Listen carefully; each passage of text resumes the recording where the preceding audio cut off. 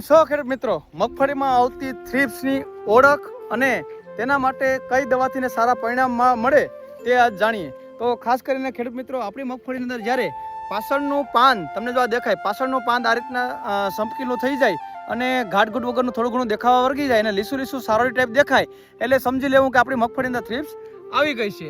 અને થ્રિપ્સને કારણે ખેડૂત મિત્રો કદાચની આપણે મગફળીમાં ઈયળ રહી જાય એનાથી નુકસાન નથી થતું, એટલું સૌથી વધારે મગફળીની અંદર આપણે થ્રિપ્સ અને કથેરી નુકસાન કરે છે.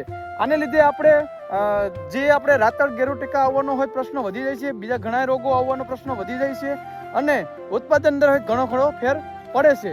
તો આનામાં ઉપાય માટે ખેડૂત મિત્રો, આપણે જ્યારે પણ રાઉન્ડ મારતા હોય ત્યારે એના અંદર સામાન્ય જો આપણે એટેક હોય તો આપણે અંદર પ્રોફેનોસાઇપર 15 લીટર પાણીની અંદર 25 થી 30 ml અથવા તો ઇથિયોન સાઇપર 25 થી 30 ml નાખવું જોઈએ. થોડોક હેવી એટેક હોય તમારે તો એની અંદર તમે ફિપ્રોનિલ ઇમિડા તમે એની અંદર નાખી શકો અને એની સાથે તમે ક્લોરોસાઇપર હોય તમે નાખી શકો. આના પરિણામ હોય તમને સારા મળશે.